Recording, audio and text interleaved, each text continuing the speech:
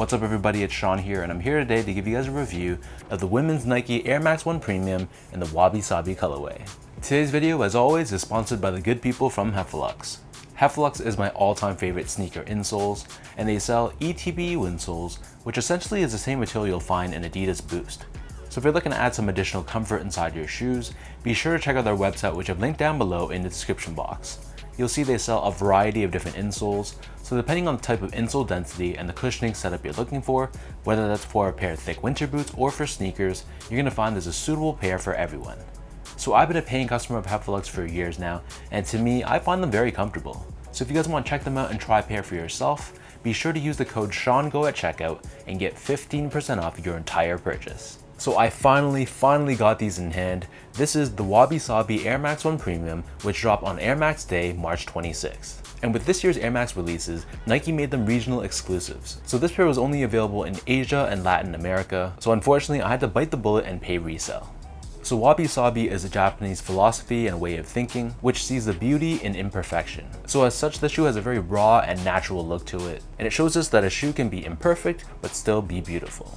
So this pair retailed for a price of roughly $160 US, which is the equivalent to roughly 205 Canadian dollars. And the official colorway for this shoe is Sail, Cargo Khaki, and Mineral Clay. So first off, here's a quick look at the box. And unlike the Blueprint Air Max ones, which I also reviewed on my channel a couple weeks back, whereas that one came in a normal red Nike sportswear box, this one actually comes with a special box. So we have this sail colored cardboard lid on the top. We have 35 done in Roman numerals because this year is the 35th anniversary of the Air Max 1. And on the top right corner, we have the Nike logo. And then the bottom half of the lid is done in a striped fashion, paying homage to the OG box of the Air Max 1 from 1987. So on this side, we have the number 326, which stands for Air Max Day, March 26. And then on this end of the box, we have the Nike smiley face. So these Wabi-Sabis, as you guys can tell, are done sort of in this mismatching fashion, but it's not mismatching in an over-the-top way. At its core, it still uses the same color scheme for either shoe. So diving into the details, on the toe box, the base layer here, this is constructed out of this canvas material, which again has a very rough and raw natural feel to it. For the U-throw area of the shoe, we have this leather overlay, which is done in more of a burnt yellow color. And as you can see throughout the entire shoe, we have this contrast white stitching. Surrounding the front toe cap on the left shoe, we have this gray leather overlay, and embroidered on the lateral side, we have this jagged Nike swoosh done in white. And in contrast on the right shoe, the leather here is done in more of a clay colored finish. Moving upwards, covering the quarter panel of the shoe, we have this grayish pink colored leather overlay, once again with this contrast stitching found throughout. And overlaid on top, we have a dark gray colored leather swoosh. Above this, for the top two eyelets, on the left shoe we have this clay colored leather, and the eyelets themselves are done in this burnt orange colored TPU. But in contrast on the right shoe, the leather here is done in this grayish green colored finish. Surrounding the top portion of the ankle collar area, we have more of that canvas material that we saw earlier on the toe box. And then the mudguard is split, with it being done in this olive colored finish on the left shoe, whereas on the right shoe it's done in more of a green colored finish. But in either case, we have this contrast red stitching, which forms the shape of the Roman numerals for 35. Right above this mudguard, wrapping around the middle portion of the heel, you'll see once again it's done in this mismatching fashion, but instead of your traditional Nike Air branding, instead for this shoe they've cut out portions of the leather, and it forms the shape of the Nike happy face. For the laces, unlike your traditional Nike laces, instead the pair that they give us has a very raw and sort of unfinished feel to it, and this works perfectly with the whole aesthetic of the shoe.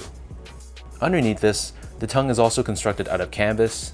We have this square window, which is surrounded by these leather strips.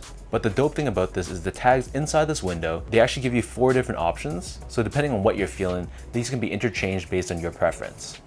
Moving on to the insoles, so these come with their standard foam lined insoles. On the right shoe it's done in this clay colored finish with Nike Air branding on the heel, whereas on the left shoe it's done in this gold or burnt yellow color, and the Nike Air branding is done in green. So the upper of the Air Max 1 sits atop this full length polyurethane foam midsole. The midsole is painted in a sail colored finish, and they painted on these crack lines throughout the midsole in this metallic gold finish. And underneath the heel we have this window, which exposes the air sole unit that's found within the midsole for cushioning. Flipping the shoe over to the bottom, so the outsole here is done in this gum rubber finish. We have your standard waffle style traction pattern on the forefoot, along with Nike Air branding down the center. So that breaks down the look and the construction of these Wabi-Sabi Air Max 1s. And because this is a women's shoe, for anyone watching about sizing, so I had to get these in 11.5, which is the equivalent to my true size, which is a size 10 men's. And overall, I feel like these run a little bit more snug than your normal men's Air Max ones, which makes sense because this tooling is technically for women's, which usually is a little bit more narrow. So I feel like if you like more of a roomy fit, I'd recommend going up a half size from your normal Air Max 1 size, because wearing these in the equivalent of a men's size 10, they're noticeably more snug than, for example, the Pata Air Max ones or the Blueprint Air Max ones that released recently as well. But if you have narrow or normal width feet and you like more of that snug one-to-one fit, then you can definitely stick true to size as well. Next up, in terms of the comfort, so these feel like any of your other Air Max 1s. So personally, I don't mind the comfort. I actually think for a retro shoe, they feel decent on feet, but they're not going to be the softest and the most responsive shoe. Technically, this is technology from 1987, but if you're someone that normally enjoys the feeling of an Air Max 1 on feet, then you'll also like these, but if you normally don't like them, then you should probably avoid these too. Finally, in terms of the overall quality and craftsmanship, so first off, material quality, I thought it was great. Everything from the canvas to the suede or leather overlays, you can definitely tell that it's a step above from your normal Nike quality. And similarly, from an overall build and craftsmanship standpoint, I didn't really have any flaws at all on my pair. The only thing I thought could have been done better are these crack marks on the midsole, but I think that was done intentionally from a design standpoint.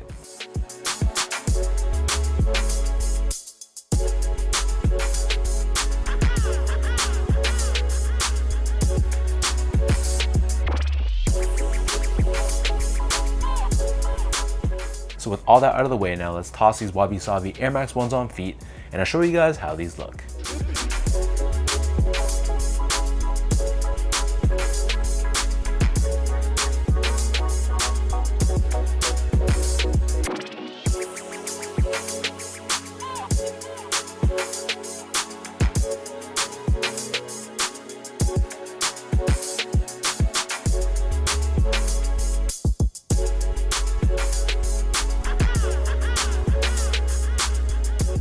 Of the 3 Air Max 1 Air Max Day releases, not counting the concept pairs, I think this one is definitely my favorite. It really seems that the most effort and thought went behind this specific pair, whereas the other 2 pairs felt like there was something lacking and I felt a little bit lazy. And while I'm not totally in love with the fact that this cracked midsole is just painted on, beyond that though, I love the overall design and the feel of the shoe, and I think this is an example of doing a mismatching sneaker tastefully. So let me know in the comment section down below what you guys think about this Wabi-Sabi Women's Air Max 1. What are your overall thoughts on this colorway? And for anyone watching, were you guys able to grab these for retail? And if you weren't, did you pick these up on the secondary market like me? If you guys like this video, be sure to like, comment, and subscribe to my channel if you haven't yet. You can follow me on Instagram at sgo8, check me out on Twitter at sean.go, and visit my website at seango.ca.